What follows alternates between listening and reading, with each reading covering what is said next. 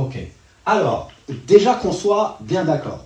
Quand vous êtes sur Binance, crypto.com, etc., ce que je vais vous dire, ça a de l'importance, mais c'est eux qui s'occupent de votre sécurité et c'est pour ça qu'ils prennent plein de frais, etc. Donc là, je parle vraiment pour les gens qui sont dans le vrai monde de la crypto-monnaie et qui ont des portefeuilles.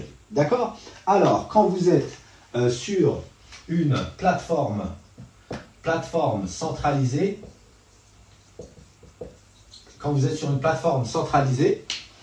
ça va, on voit bien peut-être en noir, hein. Bleu, il ressort pas, si, il ressort quand même. Plateforme décentralisée, on va déjà aller voir c'est quoi la différence. Ok. Alors, quand vous êtes sur une plateforme centralisée, vous êtes sur une plateforme type donc Binance, crypto.com, Coinbase, etc. D'accord? Ça, c'est les plateformes centralisées. D'accord? Quand vous êtes sur les plateformes décentralisées, vous êtes sur PancakeSwap, Uniswap et vous êtes sur BabySwap ou etc. D'accord? Alors, quelle est la différence entre une plateforme centralisée et une plateforme décentralisée? Quand vous êtes sur une plateforme centralisée, vous avez ce qu'on appelle un mot de passe, une boîte mail, et vous pouvez accéder à votre compte. Pour ceux qui sont un peu plus malins, ils rajoutent Google Authentificator pour être un peu plus en sécurité, mais c'est essentiellement vos plateformes qui s'occupent de tout sécuriser. Par exemple, chez Binance, vous avez 12 couches de sécurité. Donc, avant que le mec il puisse aller attaquer Binance, il faudra qu'il se réveille tôt, etc., etc. D'accord? Mais il y a des inconvénients dans les plateformes centralisées, c'est lesquels? Quand vous êtes sur les plateformes centralisées, vous avez ce qu'on appelle des blocages. Comme actuellement, toutes les personnes qui sont sur Binance, envoyez des cœurs les babas, envoyez un maximum de cœurs, vous êtes 226, je ne vois pas de cœurs là, envoyez-nous des cœurs, partagez ce live et je vais vous donner un maximum de conseils. Vous n'avez pas besoin de sortir votre carte bleue ou votre PayPal pour me payer ce cours, il est offert, c'est gratuit et je vous invite bien évidemment, si vous voulez en savoir plus, à aller sur le Telegram Baba Academy et là-bas, on vous donnera beaucoup plus de conseils. Donc, quand vous êtes sur Binance, il y a beaucoup de gens qui ont reçu hier ou avant-hier un mail, et vous pouvez me le confirmer dans le commentaire, qui dit que toutes les transactions sur Luna ont été suspendues. Ils ont dit aussi que toutes les transactions sur ETH sont suspendues jusqu'à la fin de la mise à jour qui est prévue pour le 15 ou le 16 septembre. Et pourquoi moi j'ai quitté ces plateformes-là depuis longtemps? Bon, j'ai jamais été sur cela, mais pourquoi j'ai quitté ces plateformes-là? Parce que j'ai vu le truc arriver. Ça veut dire que vous avez Binance qui va faire quoi? Qui va aller à Rungis. Donc pour ceux qui ne connaissent pas Rungis, c'est le marché de gros. Ils vont aller au marché de gros le matin quand tout le monde dort. Ils vont acheter des fruits et légumes, un gros paquet. Ils vont les mettre sur Binance et ils vont vous les vendre à vous au prix du marché. Alors que sur les plateformes décentralisées, vous pouvez trouver des projets qui viennent d'être créés, etc. Et donc nous, on va acheter plutôt sur Rungis qu'au marché. D'accord? Ça, c'est juste pour l'explication. Donc ça, c'est plateforme décentralisée, les avantages de sécurité et les inconvénients en ce qui concerne les crypto-monnaies qui font que des fois, quand il y a grave du volume, là par exemple sur Luna, nous avec nos équipes, on est dessus depuis le 30 mai, depuis que ça a connu la grosse chute, ça a fait plus de 550% depuis le 28 août, donc c'est pas très longtemps. Et donc du coup, qu'est-ce qui se passe? Le comptable de Binance, il appelle CZ et lui dit écoute mon baba, il y a trop de gens qui sont en train de se gaver, donc il faudra bloquer les transactions sur l'UNC par exemple, parce que ça nous fait perdre beaucoup de trésorerie. Alors que nous, non. Nous, on est sur Rungis et là, tout à l'heure, j'ai eu des personnes qui ont intégré le programme et dès l'après-midi, on a pu acheter du LUNC, on a pu acheter du ETH parce que nous, on achète à Rungis. D'accord?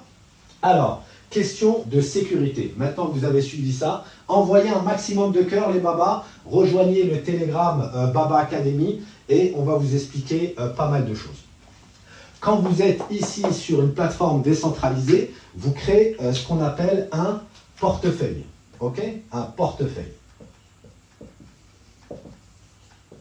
Quand vous êtes ici sur les plateformes centralisées, vous créez un compte. Ok? Quelle est la différence? Donc là, on a dit boîte mail, mot de passe. Mail, téléphone ou mot de passe. Ok? Et ici, c'est complètement... Bien sûr, on donne des signaux de crypto, bien évidemment. Pour ça, il faut rejoindre le Telegram Baba Academy et bien évidemment, on vous donne des signaux de crypto avec plaisir. Et on ne vous donne pas que les signaux, on vous donne les signaux d'entrée, les signaux d'entrée, les signaux de sortie. Vous n'avez rien à faire à part agir quand on vous demande de le faire. Alors, portefeuille. Donc, portefeuille, c'est différent. Vous avez ce qu'on appelle les 12 mots. Ok. Donc, quand vous créez votre portefeuille, on vous donne 12 mots. Si vous perdez ces 12 mots, vous perdez votre portefeuille.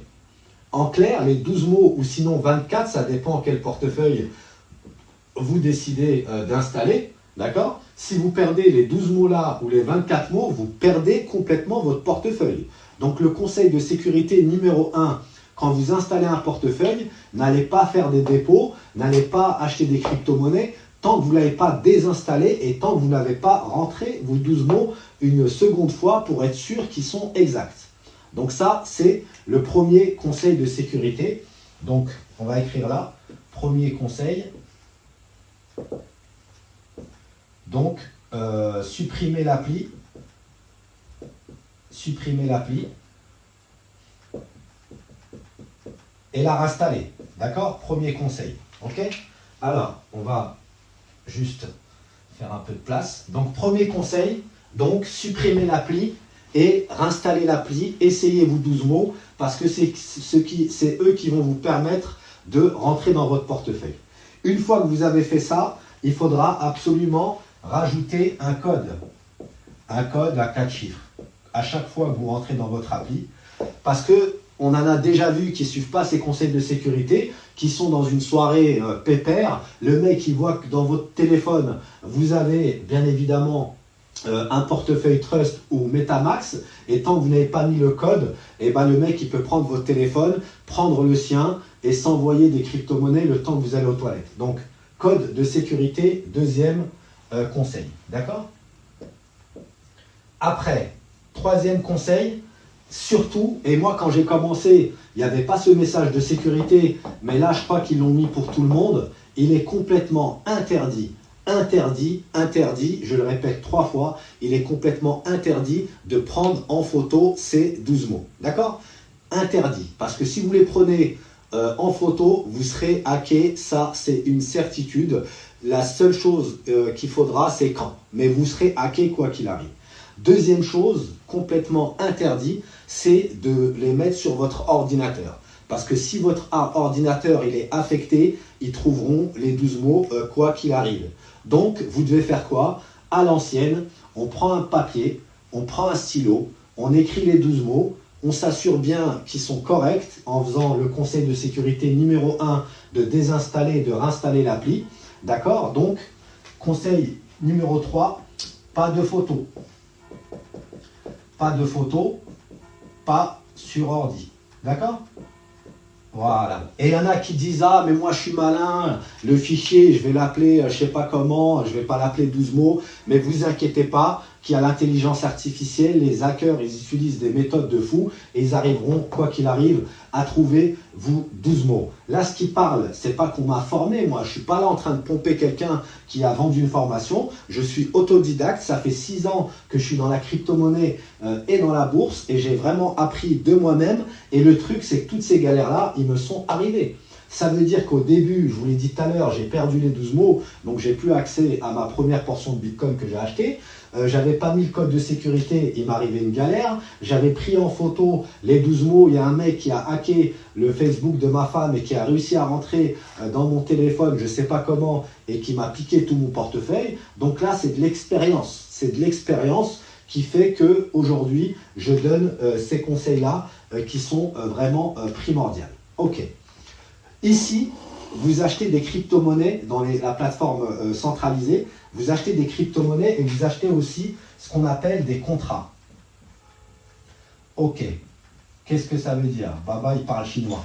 Ça veut dire qu'en gros, ici, vous allez aller, je vais vous dire par exemple, acheter, je ne sais pas, par exemple Shiba, et ben il existe 200 Shiba, la plupart c'est des carottes, il n'y en a qu'un qui est vrai, donc il faut avoir la bonne adresse de contrat pour pouvoir la rentrer sur la plateforme. Le top 100, il est déjà connu, le top 200, il est déjà connu, mais quand vous allez chercher des cryptos peu connus ou des nouveaux projets, il vous faut l'adresse de contrat pour pouvoir les rentrer et les acheter. D'accord? Et tout ça est expliqué de façon claire dans notre formation et vous êtes accompagné tout au long de votre immersion afin que vous ayez toutes ces idées en place. Quatrième conseil, une fois que vous avez acheté, il est interdit d'interagir avec une crypto qui arrive sur votre portefeuille. On ne doit pas avoir super bien là, Baba, hein, si? Ah, mon Baba, modérateur, on voit bien? Ok, donc je m'explique. Ok, magnifique. Donc je m'explique. Ça veut dire que vous avez des mecs qui regardent la blockchain et qui vous voient faire des transactions.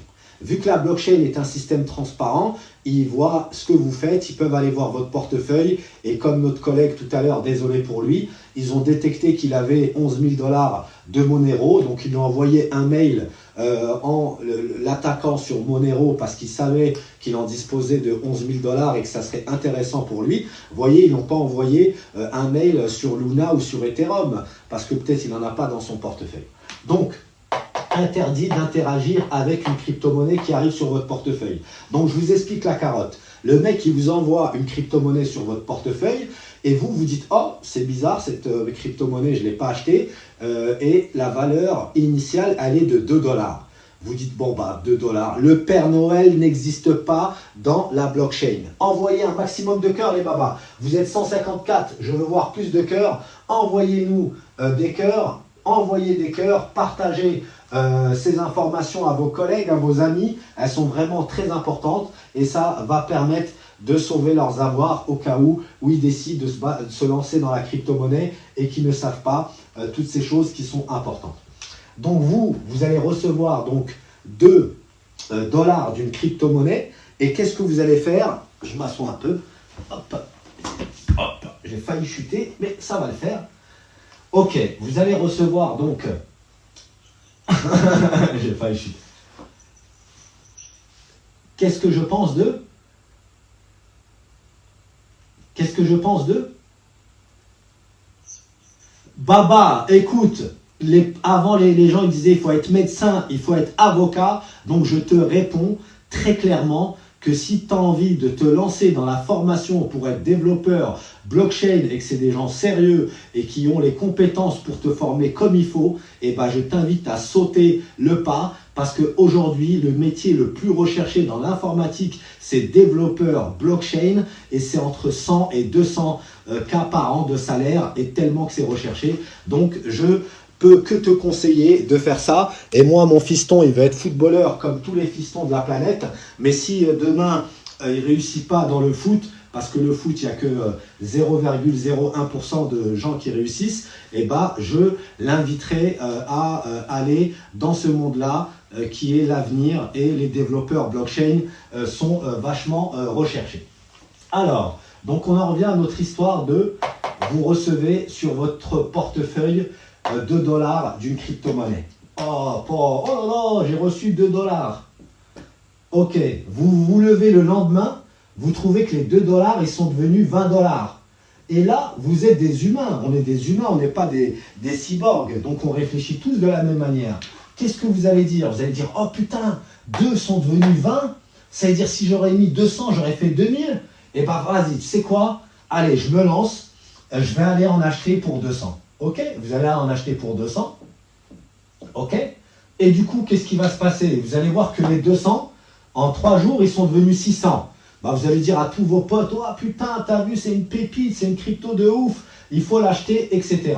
Et vous allez vous réveiller un matin et vous aurez que vos yeux pour pleurer parce que le mec, il aura complètement effacé, comme je suis en train d'effacer, la crypto-monnaie de votre portefeuille. Donc, ne jamais interagir, et c'est la première règle de sécurité, ne jamais interagir avec une crypto-monnaie qui arrive dans votre portefeuille parce que le Père Noël n'existe pas dans la crypto-monnaie. Allez, envoyez un maximum de cœurs, les babas. Si vous êtes chaud, envoyez des cœurs et je vais vous montrer qu'est-ce que la blockchain pour ceux qui ne savent pas ce que c'est que la blockchain. Et donc, voilà, premier conseil. Quand vous êtes sur une plateforme centralisée, vous avez les 12 mots ou les 24 mots, supprimez l'application, essayez de re-rentrer vos codes, donc vos 12 mots avant de faire le dépôt que ce soit, mettre un code de 4 chiffres, rajouter la signature des crypto-monnaies, ne jamais prendre en photo vos 12 mots ou les mettre sur un ordi, plutôt sur un papier et plutôt même sur 3 papiers à 3 endroits différents, pas dans la même maison, parce que je touche du bois et j'espère que ça ne vous arrive pas que la maison elle brûle, vos 12 mots ils vont brûler avec. Donc ce que je vous conseille, c'est de mettre 12 mots chez une personne de confiance, 12 mots chez vous et 12 mots dans une forêt ou je ne sais pas où, en sécurité, où il n'y a que vous qui savez où est-ce qu'il se trouve. D'accord? Donc pas de photos.